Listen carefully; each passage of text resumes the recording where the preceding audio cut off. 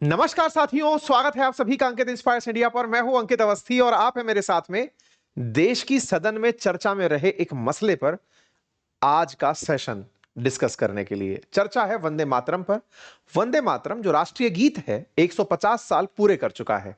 इसी के उपलक्ष्य में हमारी सदन के अंदर 10 घंटे की विस्तृत चर्चा इस पर रखी गई। लेकिन इसी चर्चा में बहुत से ऐसे बिंदु निकले जिनसे भारत की राजनीति के बहुत सारे मायने डिराइव हो रहे हैं। सबसे पहला मायना तो ये कि वंदे मातरम पर चर्चा कराकर सत्ता पक्ष कहीं बंगाल चुनाव को साधने का प्रयास तो नहीं कर रही है। वहीं दूसरी तरफ जब चर्चा हो ही रही थी तब नेहरू जी को यह कहते हुए क्यों याद किया जा रहा था कि इन्होंने तुष्टीकरण की राजनीति की। तुष्टीकरण का साधारण भाषा में अर्थ है कि किसी एक गुट को खुश करने के लिए किसी के दबाव में आकर राजनीति करना। यहां पर गुट सीधे शब्दों में कही जाए तो मुसलमानों की बात हो रही है। मुसलमानों की बात इसलिए क्योंकि वर्ष 1937 में वंदे मातरम के कंप्लीट गीत में से कांग्रेस ने कुछ छंदों को यानी स्टैंजास को हटा दिया था। क्या राजनीति थी, क्या मजबूरी थी, आज के सेशन में जानेंगे। साथ ही यह जानेंगे कि वंदे मातरम को मुस्लिम समुदाय क्यों अपने खिलाफ मानता है। लेकिन राष्ट्रीय प्रेरणा के लिए राष्ट्रीय गीत का दर्जा प्राप्त कर चुका वंदे मातरम आखिर में इतिहास क्या रखता है, वर्तमान में प्रासंगिकता क्या है, राष्ट्रीय स्तर पर प्रसार कैसे है और अल्टीमेटली केंद्र सरकार इसे खुद से कैसे जोड़कर बीजेपी चुनाव बंगाल में फायदा लेना चाहती है। आइए आज के सेशन में विस्तार से इसकी चर्चा करेंगे। इतिहास से लेते हुए वर्तमान प्रासंगिकता, तमाम पक्ष विपक्ष, सत्ता पक्ष का मत, रीजनल पार्टीज का मत आज के सेशन में डिस्कस किया जाएगा। विंटर सेशन चल रहा है और विंटर सेशन में प्रॉपर 10 घंटे की चर्चा केवल वंदे मातरम पर रखे जाने से देश के अंदर बहुत से लोग इस बात पर भी प्रतिक्रिया दे रहे हैं कि सत्ता के लिए इंडिगो ने क्या किया चर्चा का विषय नहीं है। महंगाई कैसे बढ़ रही है, अनएम्प्लॉयमेंट किस स्तर पर है, ये तमाम चीजें चर्चा का विषय नहीं है। लेकिन हाँ, वंदे मातरम चर्चा का विषय। हर पहलू को आज के सेशन में डिस्कस किया जाएगा। विपक्ष की तरफ से प्रियंका गांधी जी का यह बयान कि आप नेहरू जी पर अगर चर्चा करना ही चाहते हैं, उनकी सारी कमियां निकालना चाहते हैं, एक बार में ढूंढ लाइए, 20 घंटे 40 घंटे 60 घंटे जितने घंटे चर्चा करनी है कर लीजिए, फाइनली मुद्दे पर तो आइए ताकि हम आपकी भी बात कर सकें, क्योंकि आपने भी सरकार अब तो नेहरू जी के बराबर चला ही ली है। कौन से हैं वो सांसद जिन्होंने साफ इनकार कर दिया कि हम नहीं गाएंगे वंदे मातरम। चलिए शुरू करते हैं। इन तमाम बिंदुओं के तहत आज के सेशन में चर्चा होगी। सबसे पहले बंगाल इलेक्शन की तिथि भी जानते चलिए। मई 2026 में संभव है बंगाल का विधानसभा चुनाव, जहां पर इस बार बीजेपी प्रमुख रूप दावेदार बनकर सत्ता के लिए उतरने वाली है, क्योंकि तृणमूल कांग्रेस वहां पर लंबे समय से सत्ता में है।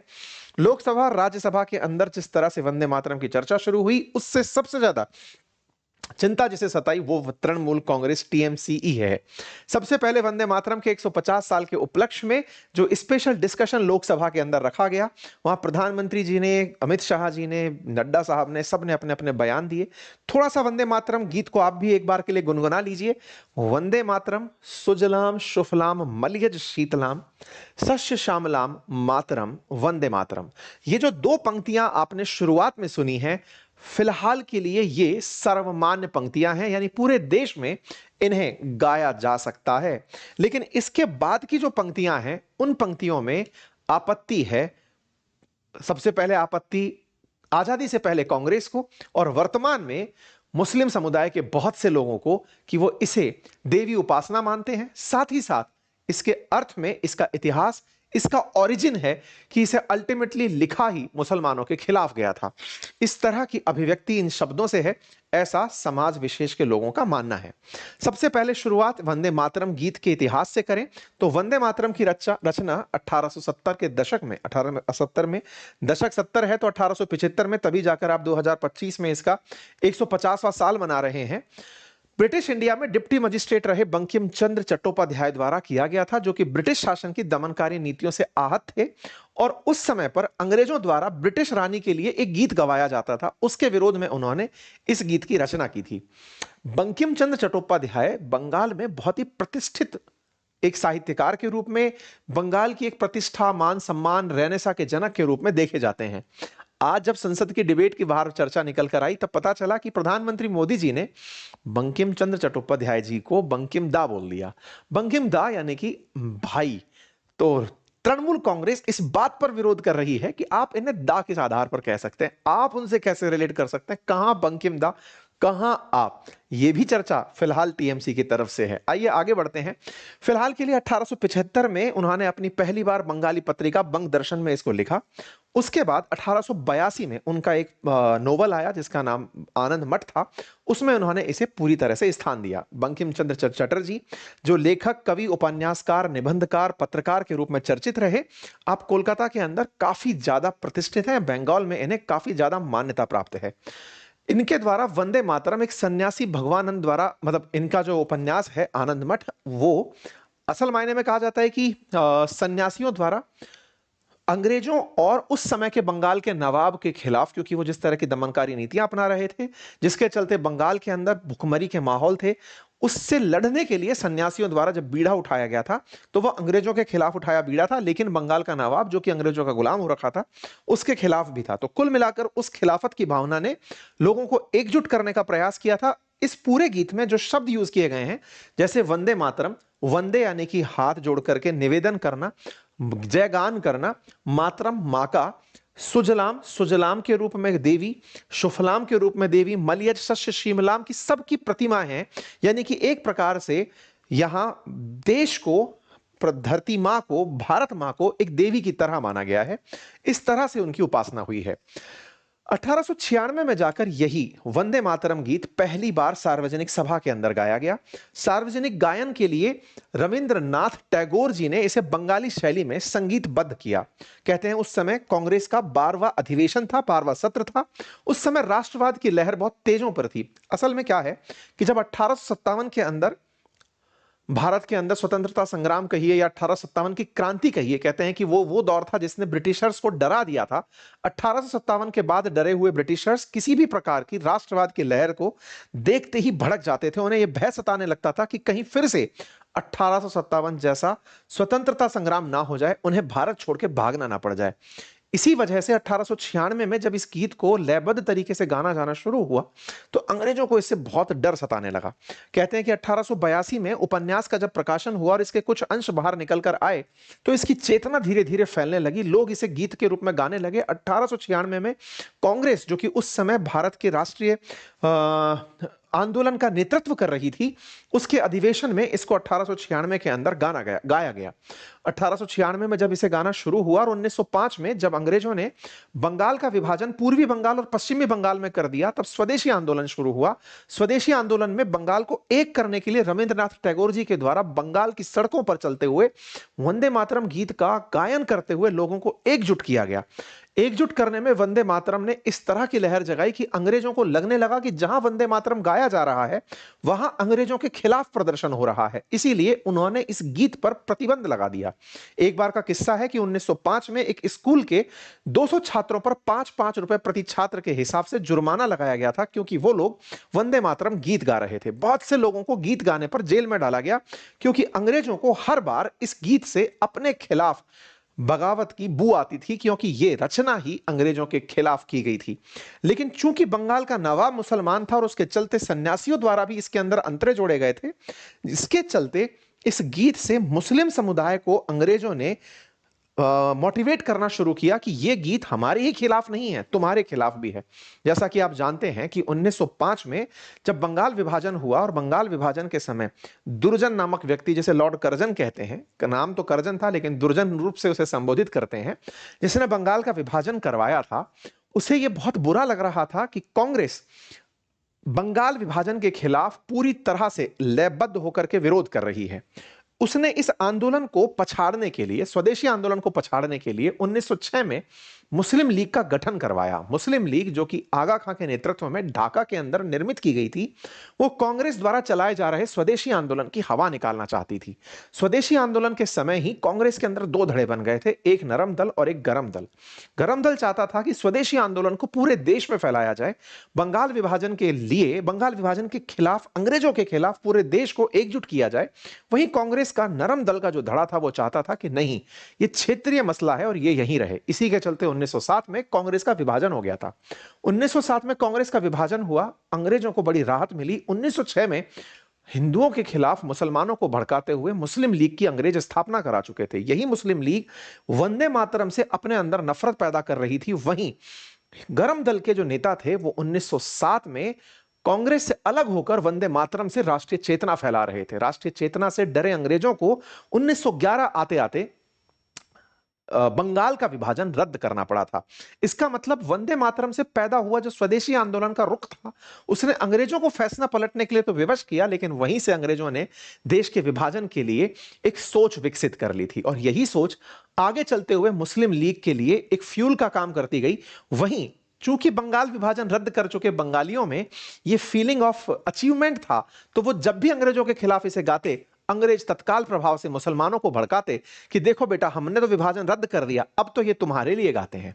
वहीं से मुस्लिम लीग के अंदर यह भाव पैदा होने लगा और कहते हैं कि जब खिलाफत आंदोलन हुआ, खैलिफेट के खिलाफ आंदोलन हुआ प्रथम विश्व युद्ध के बाद में, तब मुसलमानों का खिलाफत आंदोलन में साथ लेने के लिए मुस्लिम लीग के साथ कांग्रेस ने जब समझौता किया, उसी समय कांग्रेस ने तुष्टीकरण शुरू किया, क्योंकि बहुत से मुद्दों पर, क्योंकि मार्लियामेंटो सुधार जब हो रहे थे, उस समय पर जो मुस्लिमों के लिए पृथक प्रतिनिधित्व की बात की गई थी, सेपरेट इलेक्टोरेट की बात की गई थी, उस बात पर जिस प्रकार की स्वीकार्यता कांग्रेस ने मानी थी कि हमें विरोध करने के लिए अंग्रेजों के खिलाफ मुस्लिम लीग का साथ चाहिए और उनकी इन नीतियों को हम फिलहाल के लिए स्वीकार करते हैं कि मुसलमानों को चुनेंगे तो हमें कोई आपत्ति नहीं होगी। कहते हैं कि इसी तरह से मुस्लिम तुष्टीकरण राह पकड़ने लगा और मुसलमानों को लगने लगा कि हमारा विरोध मायने रखता है, अब हम जो चाहेंगे वो मांग सकते हैं। पहले सेपरेट इलेक्टोरेट मांगा, फिर अपना अलग देश मांगेंगे। यही कारण था कि कांग्रेस में शामिल जिन्ना समय रहते बाद में वंदे मातरम गीत के स्टैंजाज पर और इवन वंदे मातरम पर विरोध करने लगे।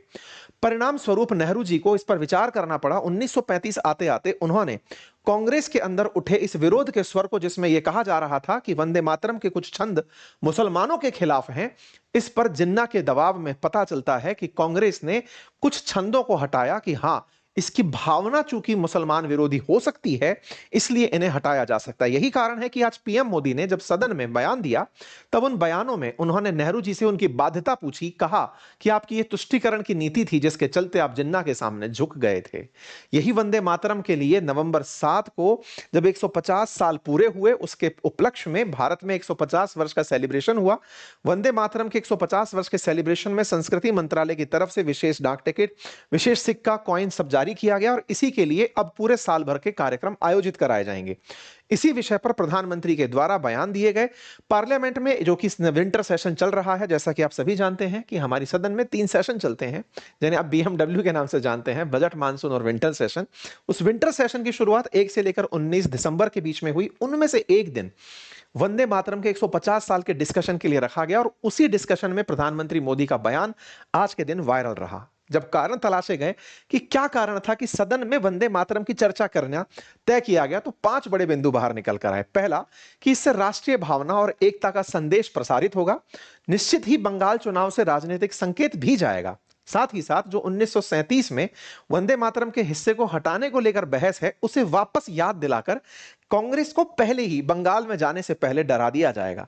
बंगाल विभाजन और स्वतंत्रता आंदोलन की याद दिलाकर एक राष्ट्रवाद की भावना को फिर से जगाया जा सकता है और विपक्ष के साथ टकराव को, चूंकि वर्तमान में विपक्ष एसआईआर के मुद्दे पर इंडिगो द्वारा जो हालत पैदा किए गए, उन हालात पर सरकार से सवाल पूछ सकती है, चुनाव में हुई धांधलियों को लेकर सवाल पूछ सकती है, जो लोकसभा के अंदर चर्चा के बड़े मुद्दे हो सकते थे, उनसे ध्यान हटाना भी मेजर मकसद हो सकता है। पर हमारे देश में चूंकि चुनाव एनी टाइम चलते रहते हैं, तो मुद्दों के साथ में चर्चाएं तो रहेंगी ही। और चूंकि विंटर सेशन 1 से लेकर 19 तारीख तक था, उसमें से 10 घंटे सदन के अंदर अगर किसी रिमार्केबल डे को, जिसने अंग्रेजों की चूलें हिला दी थी, जिससे वो इतने चिढ़ते थे कि गीत गबते ही वो पनिशमेंट लगाते थे, लोगों को जेल में डालते थे, तो निश्चित ही उसको याद करना बड़ी बात होगी। 1975 में शुरू हुआ गीत, जिसकी रचना हुई 50 साल जब थे उसके, तब भारत गुलाम था, 100 साल जब थे भारत इमरजेंसी में था, और जब उसके 150 साल थे देश 5वीं बड़ी अर्थव्यवस्था था। ये मैं नहीं, प्रधानमंत्री बोलते हैं। उनका कहना है कि इस पूरे 150 साल के इतिहास में वंदे मातरम ने देश के बहुत से रूप देखे हैं और आने वाले समय में जब ये 200 साल पूरे करने की तरफ बढ़ेगा, तब भारत एक विकसित राष्ट्र के रूप में होगा। कुल मिलाकर के जब आप हिस्टोरिकल सिग्निफिकेंस में होते हैं, चीजों को इतिहास की दृष्टि से दोहरा रहे होते हैं, इतिहास आपकी आंखों से गुजर रहा होता है, तो आपके अंदर एक प्रेरणा का कारण बनता है। किसी बहुत बड़े बुद्धिजीवी ने कहा है कि इतिहास हमारे लिए यह दर्शाता है कि हम आ कहां से रहे हैं, हमें यह प्रेरणा देता है कि हमारी दिशा और दशा क्या होगी वो इतिहास ही है जो हमें गलत करने से रोकता है। फिलहाल के लिए विंटर सेशन के अंदर वंदे मातरम पर 8 दिसंबर के दिन बहस होती है। 10 घंटे की इस बहस में या चर्चा में जब चर्चा शुरू होती है तो प्रधानमंत्री का संबोधन होता है और वो संबोधन के कुछ अंश हमने अपने ट्विटर हैंडल पर भी साझा किए हैं, आपने भी बहुत जगह देख लिए होंगे। बातें जो उन्होंने कही वो मैंने आपको बोलकर सुना दी हैं।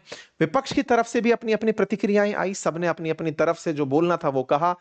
प्रियंका गांधी जी ने कहा कि आप इस विषय पर चर्चा करें, इससे कोई दिक्कत नहीं है, लेकिन इसकी चर्चा का समय दशा जो है वो हमारे लिए महत्व रखती है। इन्होंने अपनी तरफ से कहा कि सभी देशवासियों के दिलों में वंदे मातरम बसा हुआ है, ये पवित्र है और हमेशा के लिए पवित्र रहेगा।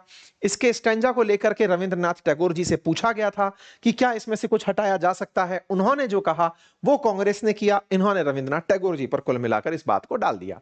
खैर, इसी तरह से लोगों ने नरेंद्रनाथ दामोदर दास जी से भी सवाल पूछ लिया कि आपने बंकिम दा किस आधार पर कहा। टीएमसी ने इसी को मुद्दा बना लिया और कहा कि आप बंकिम दा कहते हैं। इसको कांग्रेस मतलब टीएमसी के द्वारा उठाकर पूछा गया किस हैसियत से आप उन्हें अपने बराबर मानते हैं। वो इस बात पर विरोध करने उतर आए और उन्होंने सोशल मीडिया पर बकायदा पूरा प्रोटेस्ट उतार दिया कि साहब ऐसे कैसे कह सकते हो, दा का मतलब बराबर की तरह व्यक्ति होता है। एक सांसद काफी ज्यादा चर्चा में रहे जिन्होंने अपनी तरफ से बयान में कहा कि मुसलमान उसके सम्मान में खड़ा हो सकता है लेकिन गा नहीं सकता, क्योंकि वो हमें बुत परस्ती की, हमें ईश्वर की वंदन की तरफ प्रेषित करता है, हम वैसा नहीं कर सकते। अपने अपनी तरफ से दिए बयानों में लोगों की अपनी प्रतिक्रियाएं हैं। असल मायने में जानना और जताना भी सरकार यही चाहती है कि वंदे मातरम से किसको क्या ऐतराज है, इसकी ऐतिहासिक प्रासंगिकता में भारत का विभाजन अल्टीमेटली इस गीत से कैसे प्रेषित हुआ, ये आज के यूथ को पता तो चले। खैर, फिलहाल के लिए कुछ लोगों की प्रतिक्रियाएं इस पर भी हैं कि भैया खुली सांस तो ले लो, गा लेंगे वंदे मातरम। कुछ का कहना है टैक्स पे बात कर लो, गा लेंगे। इंडिगो को सही से चला दो, गा लेंगे। खैर, सबके अपने अपनी प्रतिक्रियाएं हैं, मैंने आपके सामने सब रखा।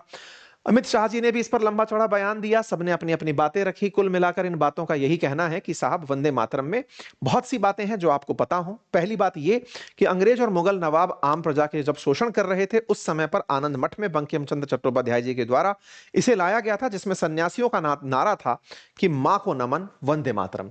1896 के अंदर कांग्रेस पार्टी के कलकत्ता अधिवेशन में पहली बार इसे गाया गया गुरु रविंद्रनाथ टैगोर जी द्वारा। उस समय कांग्रेस पार्टी के अध्यक्ष रहमतुल्लाह सयानी थे। अंग्रेजों ने इसके ऊपर बैन लगाया। बाकी जो बातें यहां पर लिखी पढ़ी गई हैं वो मैंने आपको बोलकर सुना दी हैं। कुल मिलाकर के वंदे मातरम की प्रासंगिकता आपको पता चली। इस बहस के चलते ही ये भी वंदे मातरम पर हुई चर्चा का पूरे देश को महत्व समझाती है। बाकी आप लोग इस विषय पर क्या सोचते हैं, अपनी राय जरूर बताइएगा। चैनल पर नए हैं तो सब्सक्राइब कीजिएगा। वंदे मातरम अगर आप वाकई में पूरा जानते हैं और बिना नकल किए कमेंट बॉक्स में लिख सकते हैं तो जरूर लिखिएगा। इवन 2 ही स्टैंजा भी अगर आप लिख पाते हैं तो लिखिएगा। बाकी हाँ, आप सभी साथियों को बहुत बहुत धन्यवाद जो हमारे इंस्टाग्राम पर जुड़ करके अब इंस्टा न्यूज हमसे पा रहे हैं। अंकित अवस्थी के नाम से, अंकित कुमार अवस्थी के नाम से इंस्टाग्राम पर अभी 3 लाख फॉलोअर्स जो पूरे हुए हैं और वो दिन भर आजकल शॉर्ट रील्स में न्यूज का जो शौक पूरा कर रहे हैं, उन सभी को बहुत बहुत धन्यवाद।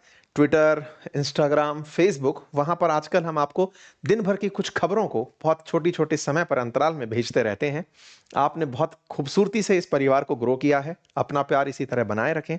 साथ ही साथ अगर आप स्टॉक मार्केट और म्यूचुअल फंड्स में जुड़कर हमसे नॉलेज चाहते हैं कि हम आपके उस रास्ते में आपके साथी बनकर आपको ज्ञान में अपने साथ जोड़ पाएं, कुछ आपसे सीख पाएं, कुछ आपको सिखा पाएं, अनुभव साझा कर पाएं, तो आप बातें बाजार की चैनल पर चले आएं। लिंक कमेंट बॉक्स में है। कोर्सेज पूरी साल भर की वैधता के साथ हैं, आप जाकर उन्हें चेक कर सकते हैं, पढ़ सकते हैं। बहुत बहुत धन्यवाद।